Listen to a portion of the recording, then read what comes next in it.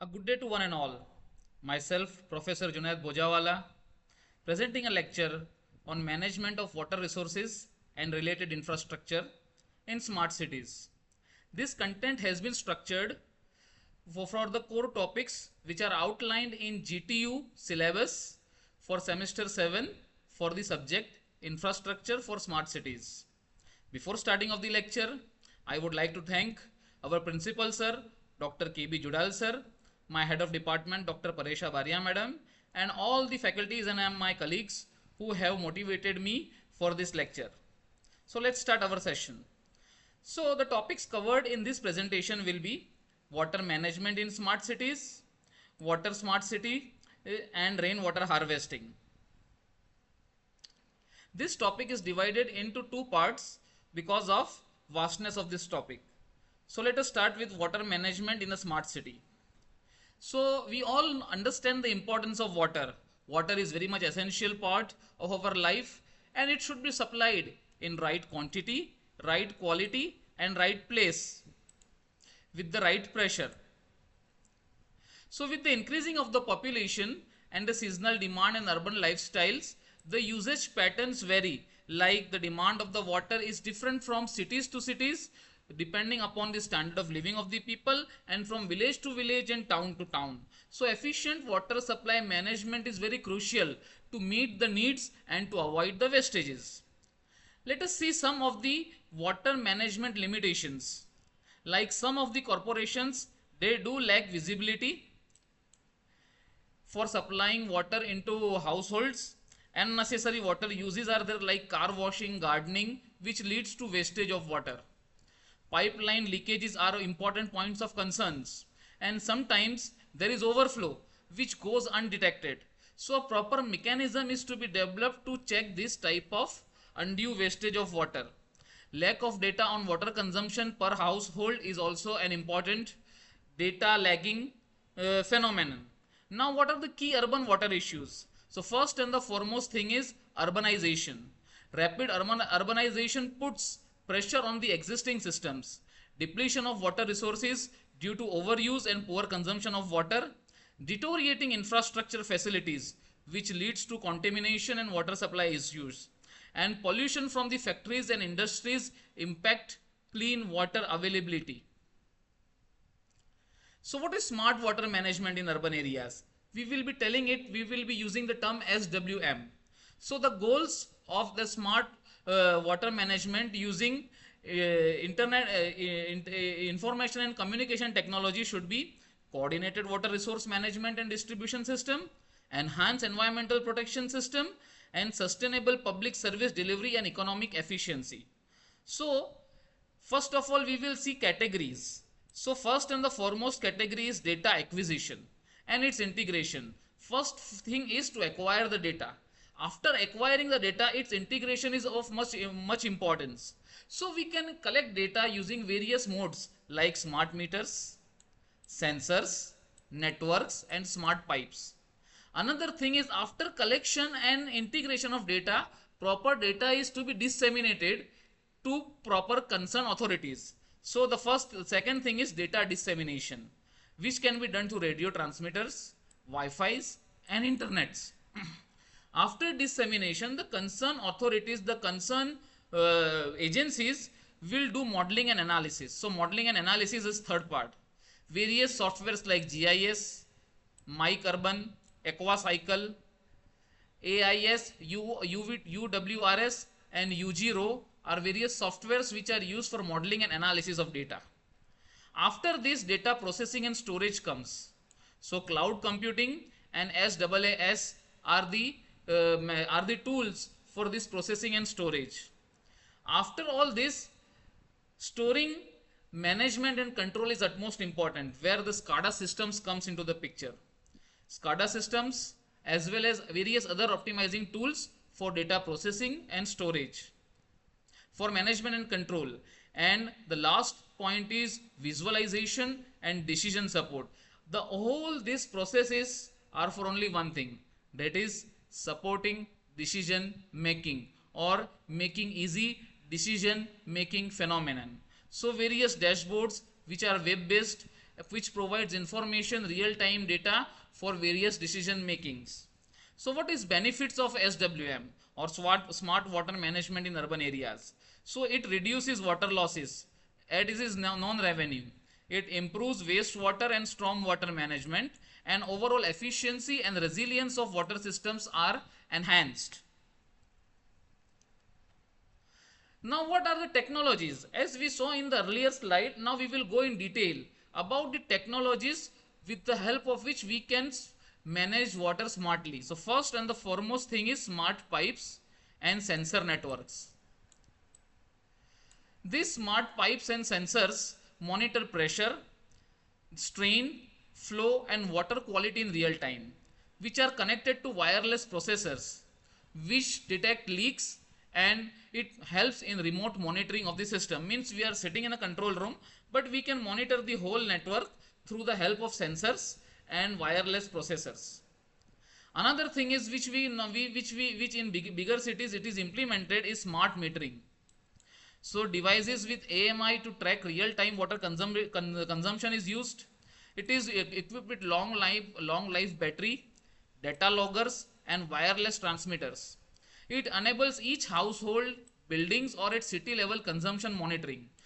With the help of this monitoring, we are able to determine that how much supply of water is required in a particular area or in a particular household, or to be very precise, in a particular family.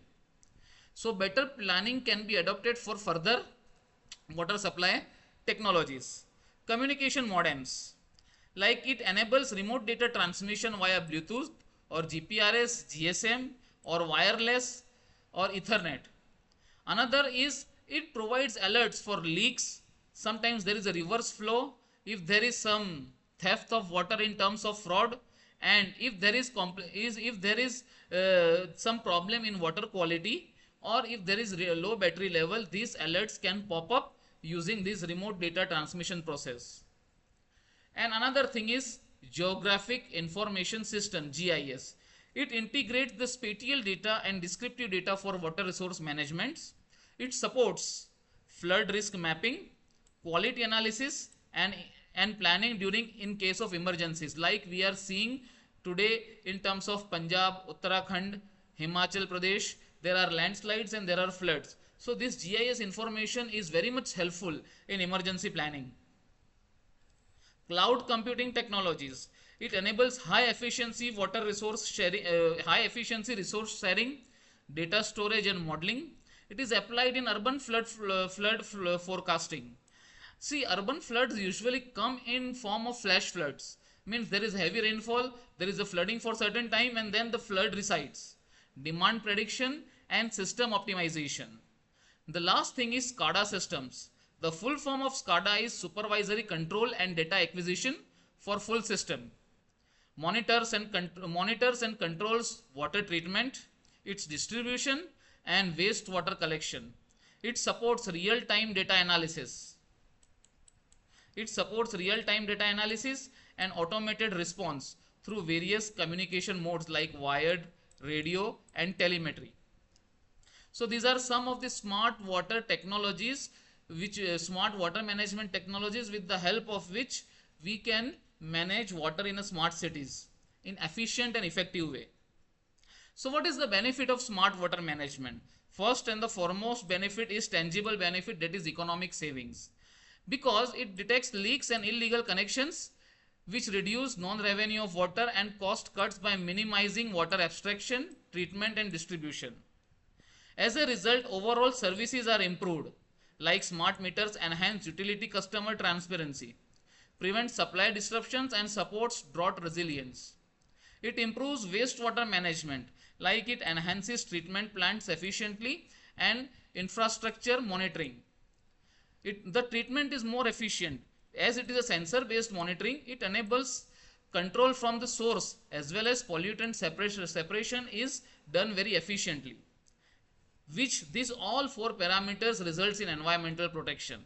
Our ecosystem is conserved and the demand of water is reduced because the usability or the duty of the water is increased, which enhances the monitoring.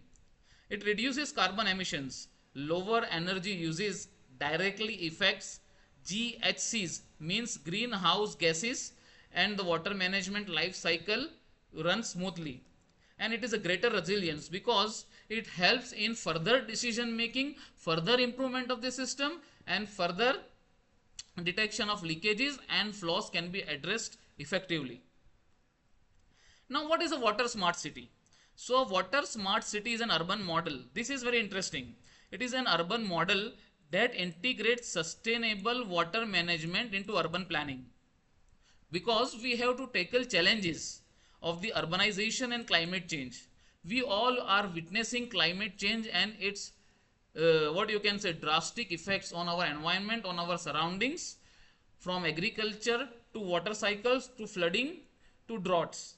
So the core principles of water smart city is it treats all types of water. Means it does not treat only rainwater or river water, it treats all types of water like rainwater, storm water, wastewater, groundwater. It treats all of them equally and considers them a valuable source of water. Also, it sees the city as a catchment. Catchment is an area where water is supposed to be collected. It aims to use locally available fresh water responsibly. It reduces reliance on distant water sources through reuse, retention, and recycling. Now, what is integrated water management? It includes water supply. Storm water and surface runoff can be managed effectively. If possible, they can be drained for groundwater recharging. Wastewater treatment can be done, and after treating it, we can reuse it apart from non-drinking purpose. Groundwater recharge. Now, what are the key benefits? First and the foremost thing is climate resilience. One way or either way, this is helping to curb the ill effects of climate change. It improves urban livability, preservation of fresh water resources for future generations, ecological, social, cultural, and economic sustainability, and new business opportunities in the overlap of urban water cycle. As we know that there are certain towns which have become ghost towns because of non-availability of fresh water. People are not living in that towns and they have now become empty. So they are termed as ghost towns, as water is ultimate necessity for a living thing. Water smart city approaches. What are the key pillars? So first and the foremost pillar, as we saw, is looking cities as water supply catchments. As I discussed earlier, catchment is an area where water from the rainfall is supposed to be collected and drained from a common drain point. The city utilizes diverse mix of centralized and decentralized water resources. The key features or benefits are flexibility in water sources, means we have not to depend on a single source of water. We may be having multiple sources of water. It reduces environmental, economical, and social costs. The another pillar is city provides ecosystem services and enhanced livability. It integrates nature-based solutions and green infrastructure into urban design. Means we are going more close to the nature without compromising our urban needs, our desire to live in the urban areas. It mitigates urban heat islands, supports biodiversity and food production. It improves stormwater treatment and visual appeal, and reduces runoff and flood risk. There are certain cities in Japan where the drain water is so much clear that fishes swim in that drain water. That is supposed to be the quality of wastewater.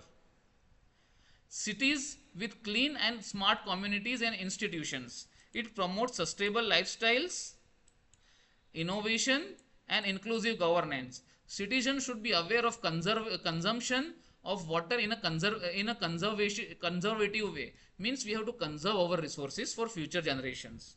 Industry and professionals should adopt new technologies which uses less water, and they have to continuously innovate.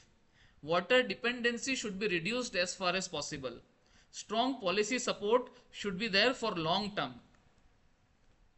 What are water smart city solutions? So the solutions are of two types. One is nature based solutions and another is adaptive water management and drainage technologies. Nature based solutions are retention, infiltration, storage and treatment. Retention is, suppose there is a dam, suppose there is a river flowing, and if I construct a dam across it, then I am making a pool of water which is retained. If this water is retained, then naturally there will be a downward movement of water in the ground, which will help to raise the groundwater level. So retention and infiltration go hand in hand. Capture rainwater where it falls, like green roofs, rain gardens and curb extensions. Reduce runoff by replacing paved areas with pervious surface, bioswales and tree pits to recharge groundwater. Storage, using rainwater harvesting in water tanks, water squares and detention basins to delay and manage the runoff. And treatment, protect streams and aquifers using filter soils, wetlands, filter strips and wet basins, and if needed we can provide some additional treatment. So all these solutions are basically change in our approach towards water management, or to be precise runoff management, which is a nature based solution. Another is adaptive water management and drainage. First of all, we have to forecast. We have to adjust surface water storage capacity in response to weather prediction. Suppose there is a prediction that there will be a heavy rainfall in the next week, then as an authority we have to be well prepared. If there is rainfall in the next week, then we have to make sufficient arrangement to store that runoff. Efficient drainage system. Sometimes because of poor drainage, water gets accumulated, which results in flash flood, and that water is not useful. It makes the city dirty, and when it dries off there is chances of epidemics. So we have to provide efficient drainage system. So we have to provide separate drainage system or disconnect storm water from sewer networks to reduce the pressure and improve the flood resilience.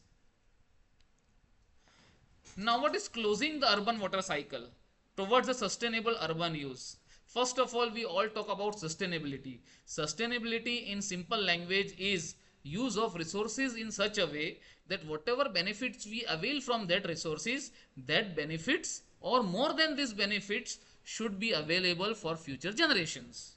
So we have to reduce water usage, we have to improve water efficiency, we have to improve water storage, we have to treat the water. Like we have to reduce water usage means we have to encourage water saving behavior in households and businesses through awareness campaigns.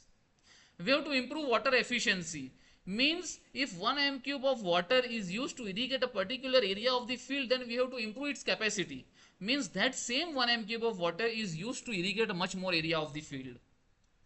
Like we have to store rainwater, like harvest rainwaters from roofs or paved areas like footpaths into tanks or retention ponds to reduce the flood risk and enables the reuse. Then we have to use natural treatment systems like wetlands and halophyte filters to clean storm water and grey water. And we have to reuse water, like we have to reuse water in toilet flushing, washing machines, car washings and gardening or landscape irrigation. This reused water cannot be used for drinking, but apart from drinking, these all things can be covered by reusing the water. Now what are the steps to building a smart city? So there are basically 6 steps to build a water smart city. So first step is identify challenges and opportunities. Second, we have to define what is vision of water smart city. Vision is very much important. Third, we have to explore co-creational opportunities. We have to co-design solutions. We have to define any business case if available, and we have to implement and evaluate. After evaluation, if we come to a certain point, then we have to rectify that points, and again this is a continuous cycle which goes on. This is a roadmap towards a smart city. Let us check in detail each and individual parameter. First step is identifying the challenges and opportunities. We have to see what is the water related issues in a city and overall livability in that city, like what is the climate of the city, what is health, energy and safety and poverty in that city.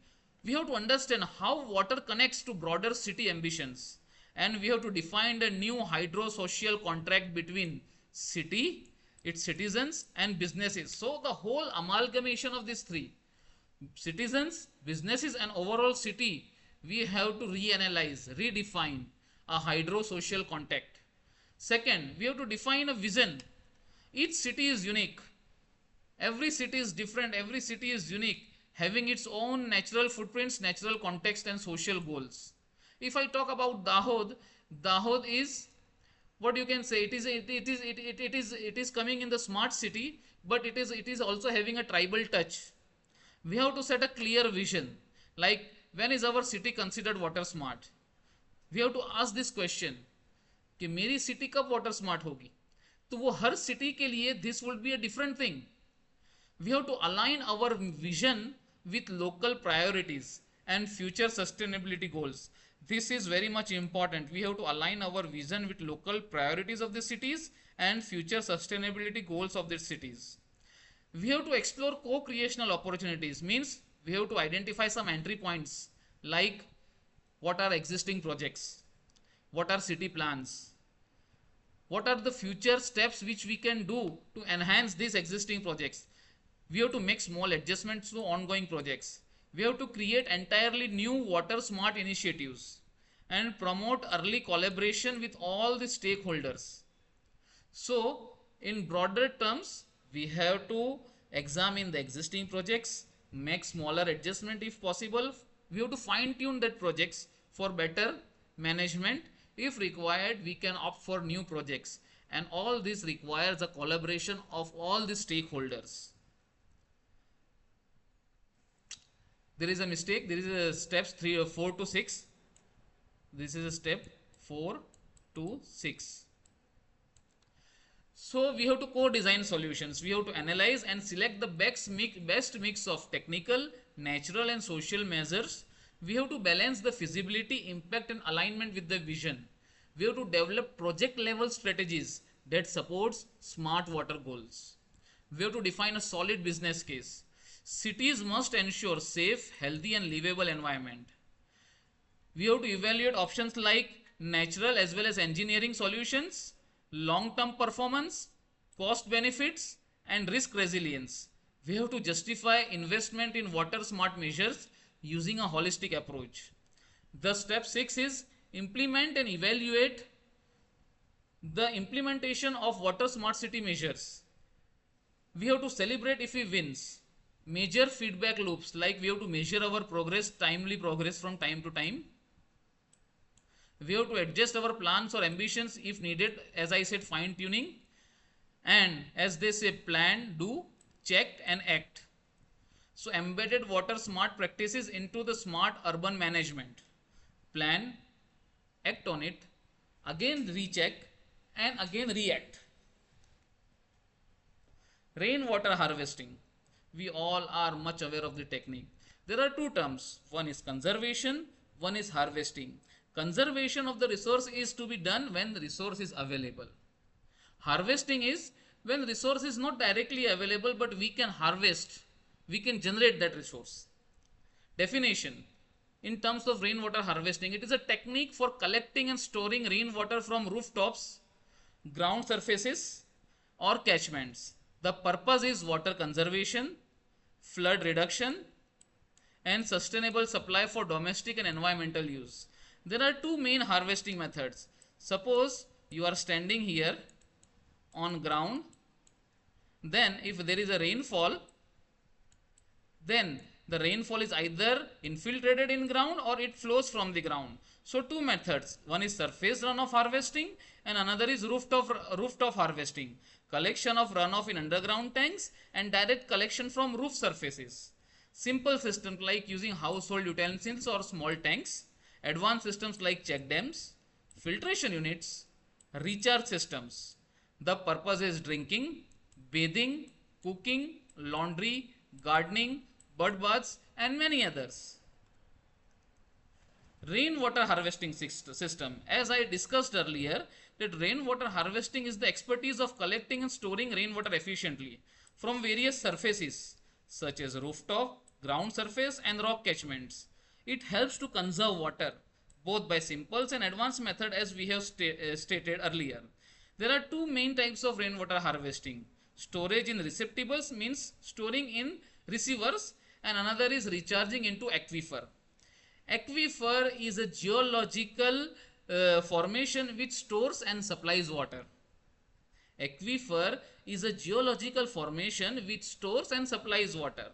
Aquifer recharge techniques are recharge pits with boreholes, recharge wells, recharge trenches, recharging through abandoned borewell or tube well, and recharging through active borewell or dug wells. So this is a basic example of recharge pits where water is flowing in the ground and then it reconnects to groundwater and it raises groundwater gradually. Recharge via abandoned borewell, if there is a borewell and we have to, if rainwater flows in it, then it merges with groundwater and the well gets recharged.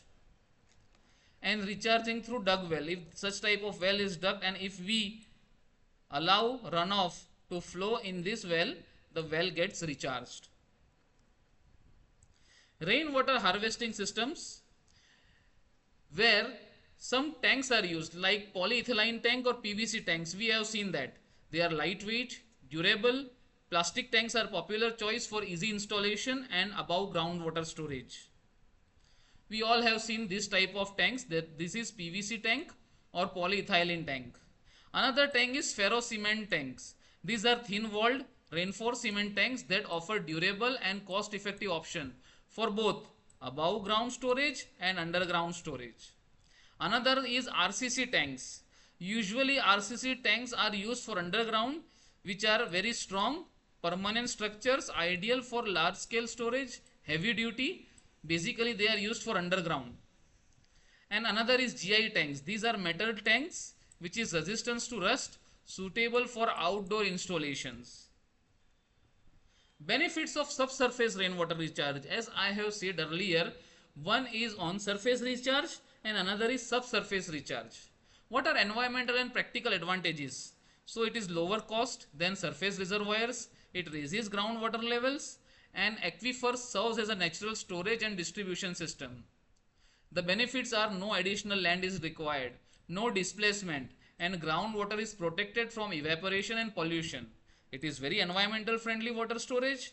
It increases aquifer productivity. What is an aquifer? It is a geological formation which stores and transmits water. What risk we can address from this? It reduces flood hazards, it mitigates drought effects, and it reduces soil erosion.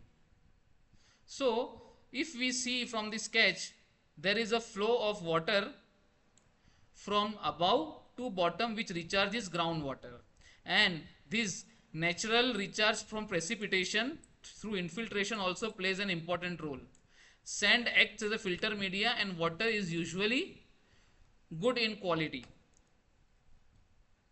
Rainwater harvesting by storing water from rooftop. It reduces water usage, improves water efficiency, water is stored, water is treated, and water is reused. This is a collection area. This is a gutter from which water flows. This is a collection tank, and from this tank through a series of pipes, this water is stored in underground tanks, and this tank, from this tank, this additional well can be recharged. It is a simple but very effective method of rainwater harvesting. Very common method, very basic method. Thank you. As of now, we will be meeting very soon with next part of this topic.